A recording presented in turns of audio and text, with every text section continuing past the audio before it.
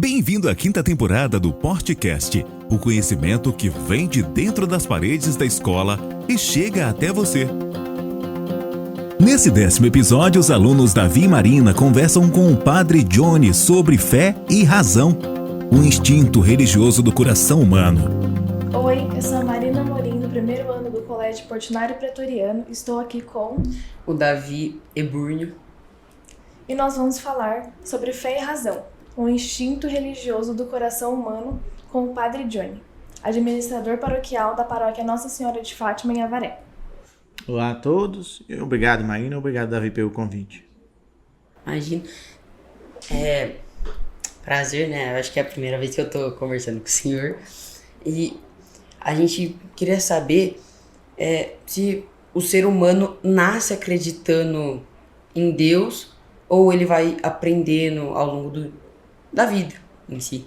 Então, podemos dizer que desde sempre se percebe no homem um instinto por algo maior, algo que seja além do material, mas que não exatamente podemos dizer que seja a ideia de Deus.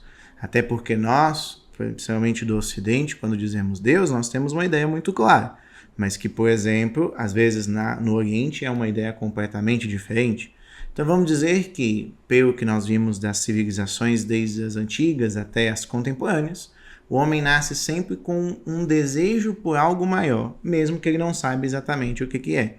E essa busca, deste algo maior que vai formando as religiões no geral, da humanidade. Achei interessante. E essa busca universal por Deus diz sobre o ser humano? Então, diz porque se é algo geral, ou pelo menos algo bastante presente, não é exatamente algo ligado à cultura. Porque, por exemplo, aqui no Brasil, onde a maior parte é cristã, poderíamos dizer que é fácil que eu nasça com este instinto religioso, visto que a minha avó, minha mãe, enfim, meu pai, as pessoas da minha família sempre me levam para a igreja, então é normal que a criança nasça com isso, porque é cultural. Mas não estamos falando só do Brasil ou de um ou outro país, mas realmente das civilizações num todo.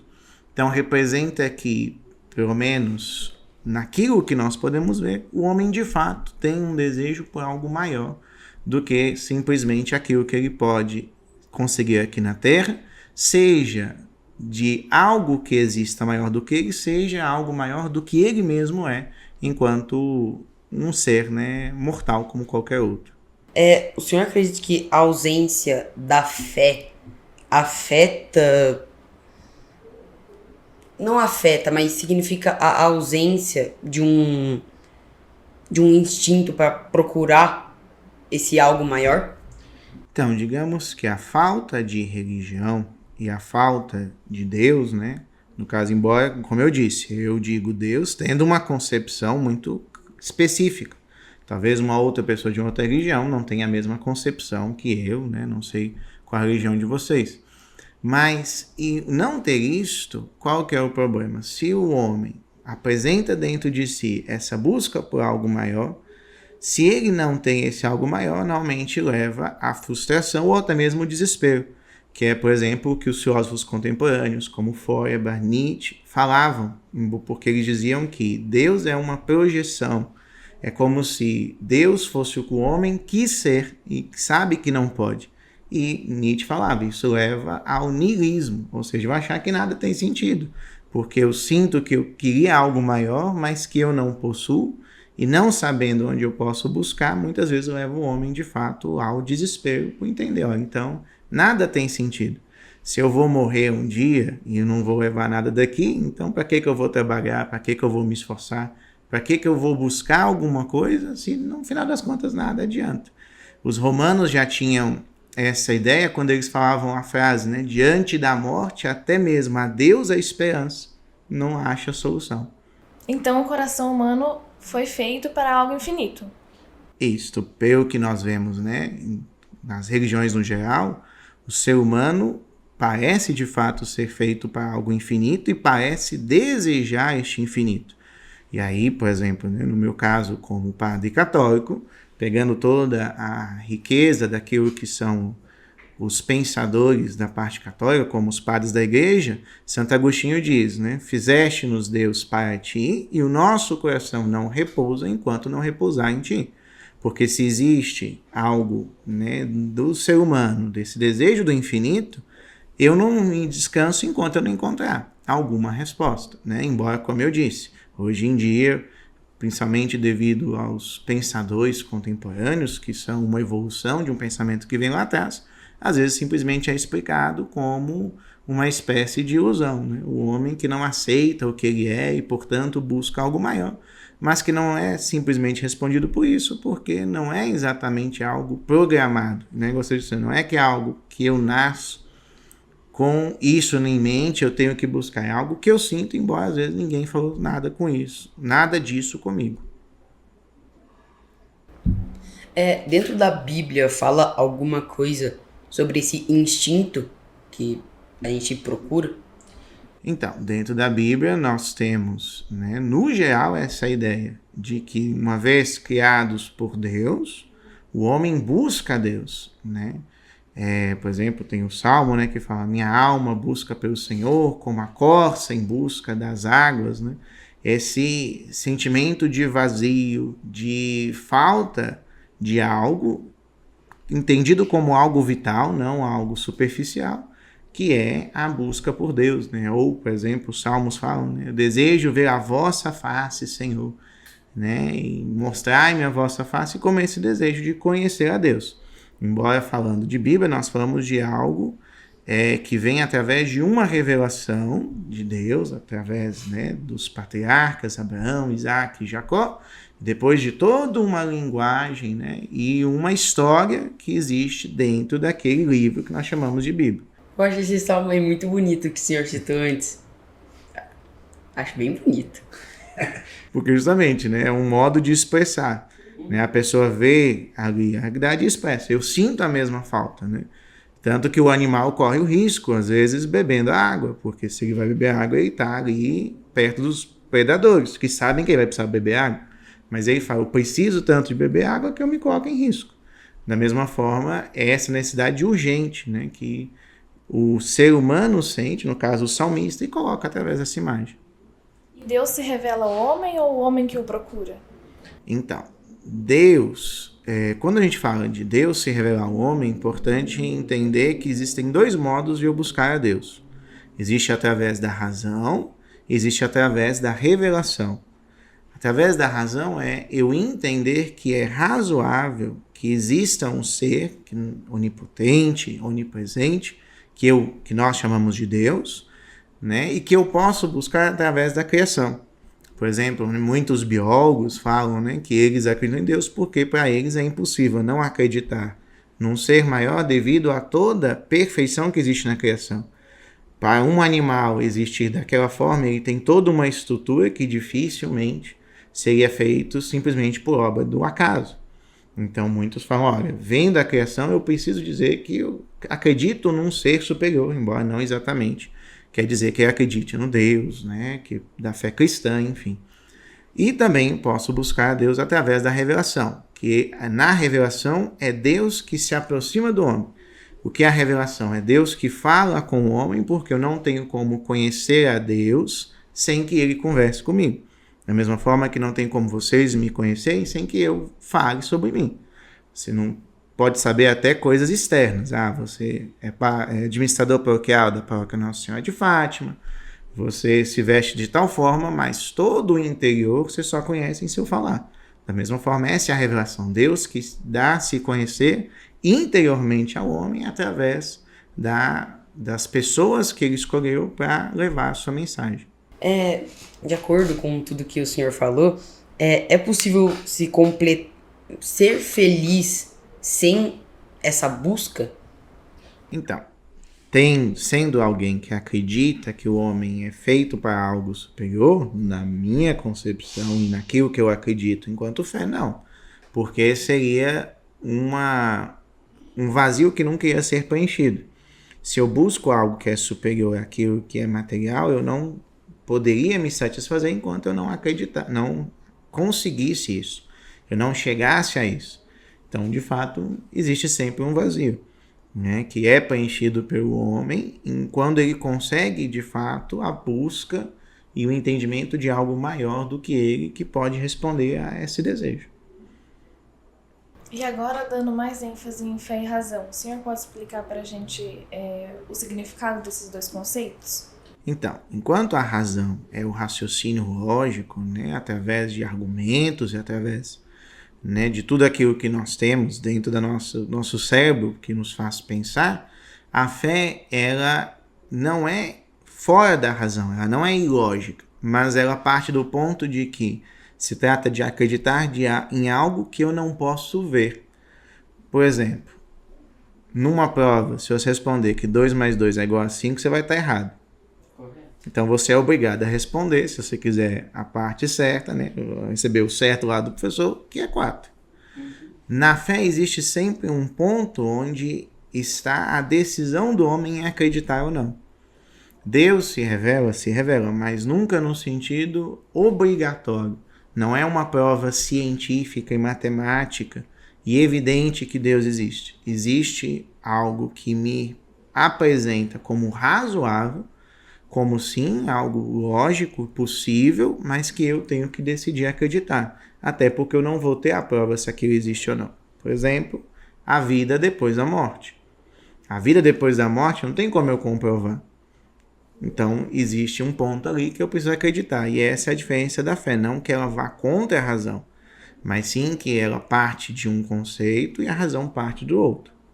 Embora elas se complementam, porque ter fé não quer dizer abandonar totalmente a razão. Aí seria um fundamentalismo na fé que não é o que a Igreja Católica, por exemplo, nos ensina.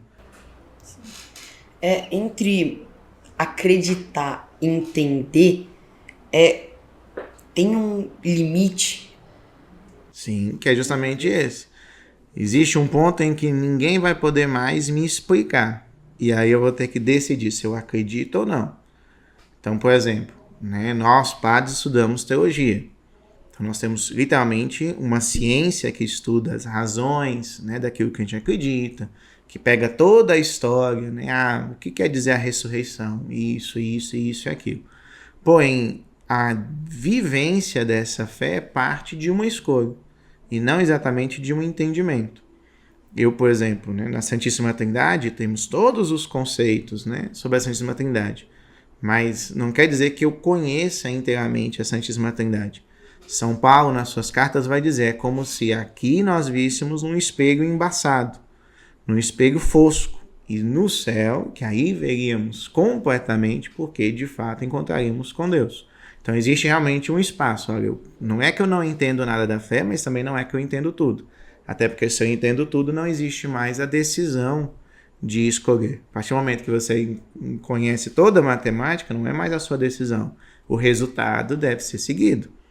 Então, na fé, existe uma escolha que você precisa acreditar. O que eu acredito, eu dou o meu sim para aquilo, embora eu não entenda tudo, embora não quer dizer também que eu não entenda nada. E o que fazer quando a ciência parece contrariar a fé? Então, é preciso primeiro entender se existe de fato uma contrariedade ou existe uma falta de entendimento do que cada uma quer dizer. Por exemplo, né, muitas pessoas levam ao pé da letra o conto da criação que existe em Gênesis, que Deus fez o mundo em 7 dias e tudo. Mas nem quem escreveu queria dizer que Deus fez o mundo em 7 dias. Por exemplo, 7 dias, né, no caso 6 da criação e 1 do repouso, é um reflexo da semana de trabalho das pessoas. Então Deus era CLT 6x1, literalmente, porque era entendido como Deus, como alguém que opera, que trabalha.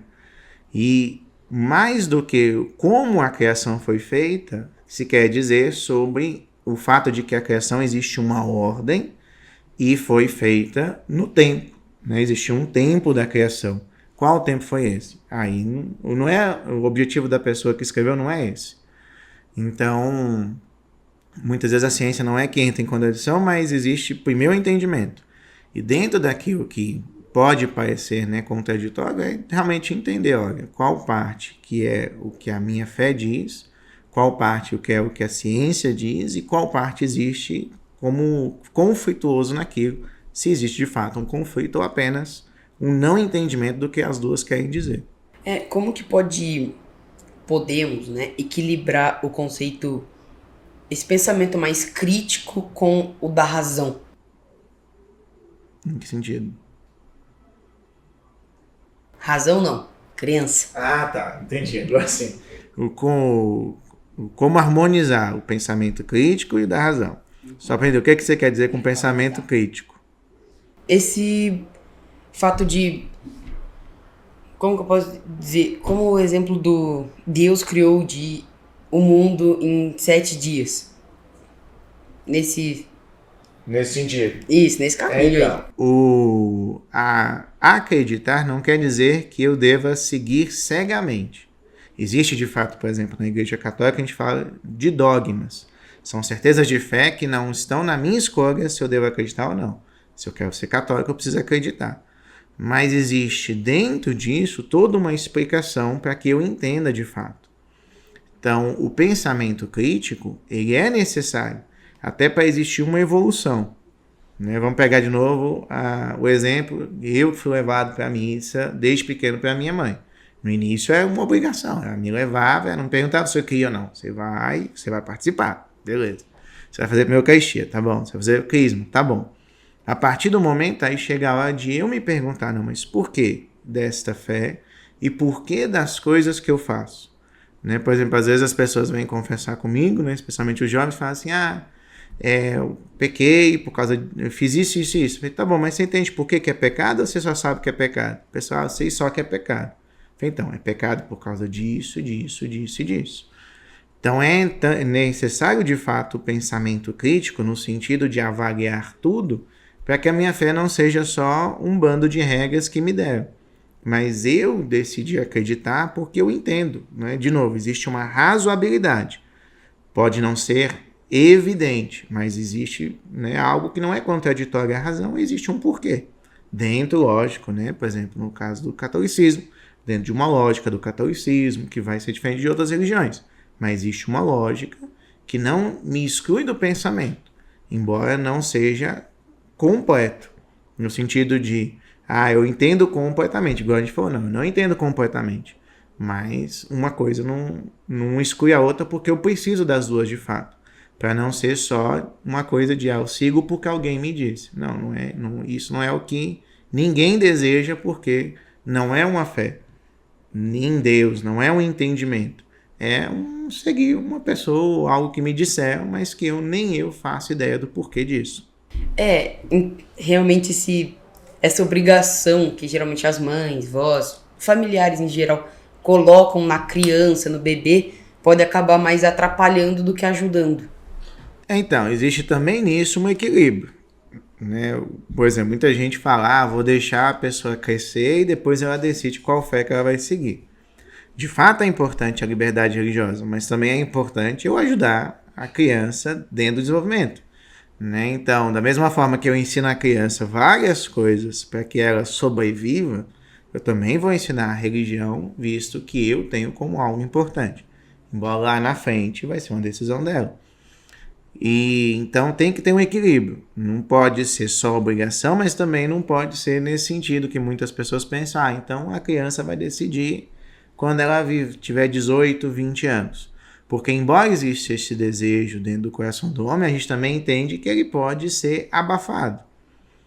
A gente não pode abafar várias coisas dentro de nós? Então, uma pessoa que, por exemplo, criou-se pensando que o dinheiro é a solução de tudo, ela vai abafar qualquer coisa que o atrapalhe nesse caminho. Então, não é que ela não tenha o desejo de Deus, mas se ela não foi ajudada também nesse sentido, de fato não vai ter como. Então é preciso ter o equilíbrio nas duas coisas. Né?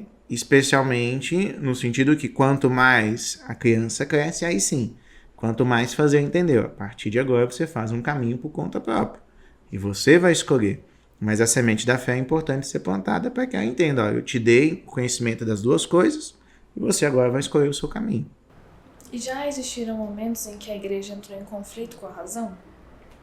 Não exatamente com a razão, existiam momentos que sim, acabou que a igreja, tendo um pensamento, foi contra, por exemplo, alguns filósofos até chegarem a um argumento comum, a um entendimento comum, né? E de fato existiu, até porque não quer dizer que quem faz parte da igreja tenha total entendimento, né? Embora, por exemplo, o Papa, nós acreditamos, tudo que o Papa diz, nós chamamos de ex cátedra, tudo que ele diz enquanto Papa, para a fé da igreja, nós entendemos que é infalível, ou seja, não tem falhas. O Papa disse que é dogma a Imaculada Conceição, então é um dogma. Ah, mas ele é só um ser humano. Sim, mas nós acreditamos que existe uma graça de Deus que o ajuda neste momento, neste caso específico, a falar algo que é infalível porque vem da parte de Deus. Agora, não quer dizer que um pensamento que ele tenha dito é, de fato, plenamente verdade. Então, existe um desenvolvimento e sim, ocorreu na história várias vezes que acabou entrando em conflito, até depois ter um entendimento, às vezes até da própria parte da igreja. Embora a igreja, como uma instituição de mais de 2000 anos, normalmente é lenta em dizer alguma coisa no sentido absoluto, porque ela precisa entender. Por exemplo, né, da questão da clonagem, a questão de congelar pessoas, né, para depois serem descongeladas e poderem viver, né, de algum modo, embora também sejam partes de projetos, não é algo literalmente real. A igreja não se pronuncia porque ela precisa entender o que é realmente isso, o que acontece, o que não acontece. Até nos próprios santos, né? A igreja tem vários santos, mas existe um processo para dizer que uma pessoa é santa, que passa inclusive por vários exames médicos até você dizer, olha, o milagre que ocorreu é realmente um milagre ou não. Então também existe vamos dizer assim, uma experiência da igreja em esperar muitas vezes para dizer alguma coisa. Então, retomando um pouquinho sobre o assunto sobre fé e razão, como que a Igreja Católica entende a relação entre os dois? Então, o Papa João Paulo II, por exemplo, escreveu um documento chamado Fides et Ratio, Fé e Razão, justamente, no qual ele diz que são duas asas que elevam o homem à verdade. Dentro daquilo que a igreja acredita, ela acredita também que o homem busca a verdade. E não só ela, né? Também muitos filósofos dizem isso. O homem busca algo que ele entenda como verdade, como real. E sem a fé ou sem a razão, essa busca é incompleta. Porque eu não posso buscar as coisas apenas pela fé, porque vira de fato algo fundamentalista. Eu pegar a Bíblia e dizer, não, isso aqui tudo é desse jeito, não é o que a igreja ensina, até porque existem coisas ali que são maneiras de dizer, que são próprias da cultura, e excluir também a fé, buscando somente a razão, fica incompleta, até porque, como eu disse, dentro da relação da Igreja Católica com a fé e a razão, tem o fato de que nós entendemos que a revelação é uma comunicação de Deus, é uma mensagem de Deus, e que sem ela eu não consigo entender ele completo. Da mesma forma que sem eu dizer, você também não consegue me entender completamente. Eu preciso dizer. Então, sem a fé também ficaria faltando alguma coisa. Então, é preciso ter os dois. A Igreja Católica entende para que eu possa viver plenamente e entender plenamente as coisas, embora não quer dizer que é no sentido completo. Porque eu nunca vou entender completamente tudo. E a Bíblia incentiva, então, o uso da razão. Isso, por exemplo, na carta de São Pedro, fala, né? Preciso que vocês deem razões de sua fé. Embora, claro, é importante entender. Então quer dizer que quando nós falamos razão, no sentido do argumento científico, das provas científicas, é a mesma coisa que a Bíblia está dizendo. Não, até porque existe uma evolução também nisso. E às vezes também as pessoas pecam nesse sentido. Elas olham com o olhar de hoje um documento que foi escrito há 2.000, 3.000 anos atrás. Então, lógico que vai existir coisas que não estão exatamente no mesmo sentido, até porque é preciso entender. Tanto que existe toda uma parte de estudo na igreja, seja na parte católica, né, na parte evangélica, enfim, que é de entender, ok, mas qual que é o sentido do que está escrito aqui para que eu possa partir daí para conseguir falar alguma coisa. Né? Por exemplo, quando a senhora fala, né, eu não conheço homem algum, se eu não entendo que é uma expressão da época, eu levo literalmente, fica sem sentido. Mas ela já era noiva, como é que ela não conhece homem nenhum? Não quer dizer que ela nunca teve relação sexual porque conhecer, no sentido de marido e mulher, é esse conhecimento profundo que envolvia também a questão sexual. Então ela fala, não, eu sou virgem, não tem como eu conceber um filho se eu nunca tive relação sexual. Então, por exemplo, se eu não entendo isso, fica faltando alguma coisa. E justamente isso também é importante para dizer, então quer dizer que exatamente o que eu penso hoje como razão, como questão científica é o que a igreja, é o que a Bíblia fala. Não, porque não é a mesma coisa do pensamento lá de trás. Mas não quer dizer que se exclua, justamente é preciso entender, né, como São Pedro fala, a minha fé para eu poder explicar. E tanto que existem dentro dos livros da Bíblia coisas que são ligadas à filosofia grega, como o livro da sabedoria, que tem partes da filosofia epicureia, da filosofia estoica, e dentro do Evangelho de São João também tem partes da filosofia grega que o ajudaram a expressar aquilo que ele queria dizer sobre Deus. O senhor já teve alguma dúvida sobre a sua fé em algum momento da sua vida? Então, não exatamente sobre a minha fé, no sentido de se Deus existe e tal. Isso nunca cheguei a ter dúvida. Eu cheguei a ter dúvidas sobre o caminho que eu estava traçando.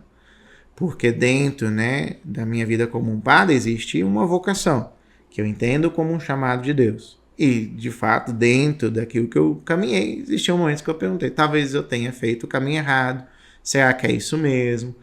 E, principalmente em momentos difíceis da nossa vida, a gente acaba se perguntando, será que o que eu acredito é de fato assim? Será que eu estou vivendo direito? Então é normal e depois, no caminho, você vai conseguindo entender. Até porque tem vezes que a resposta nunca vai vir. E aí, dentro da fé, é importante eu me acostumar com isso.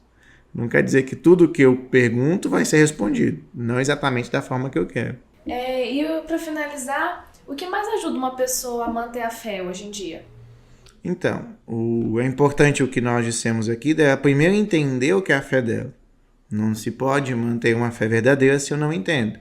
E aí, né, dentro de cada religião existe um estudo, existe uma explicação do porquê de acreditar-se daquela forma, embora não necessariamente explique tudo. E também a vivência concreta. Não adianta eu ter uma fé que é só teoria, né? Uma fé que eu vivo de qualquer modo, porque a fé não é algo que eu me dou, mas que eu recebo. Em qualquer religião é isso. A fé eu recebo de alguém que me transmitiu isso.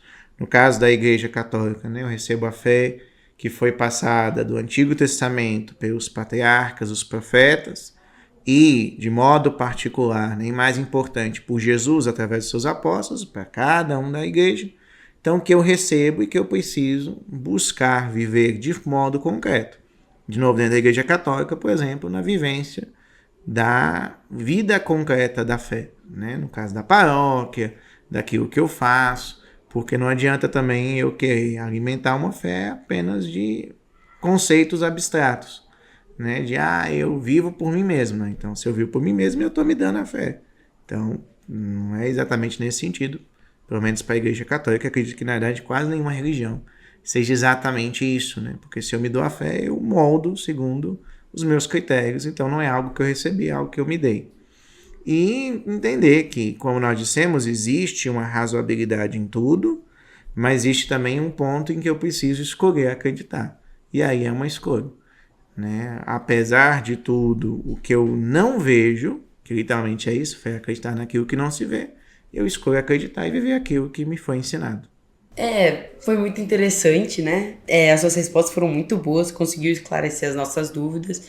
A gente agradece muito o senhor por ter comparecido a essa ocasião muito especial. E se o senhor tiver algo para falar... Não, só agradecer também o convite, né? Agradecer a todos que vão nos ver. Espero ter ajudado também. Não quer dizer também que eu sei tudo e que eu falei tudo certo, mas espero dar pelo menos uma luz para que cada um possa entender melhor essa relação que é necessária. A fé e a razão precisam existir juntas para que o homem seja completo. Sem uma delas, o homem fica literalmente como uma ave que só tem uma asa, né? Não voa, não faz nada, porque falta algo que o leve à plenitude da verdade e da vivência da sua vida. Muito obrigada. De nada. Gostaram? Então compartilhem o conhecimento e sigam nossas redes sociais. Facebook, Portinari Colégio. Instagram, Colégio Portinari Avaré. Canal do YouTube, Portinari Avaré. E o Spotify, Podcast. Até o próximo podcast.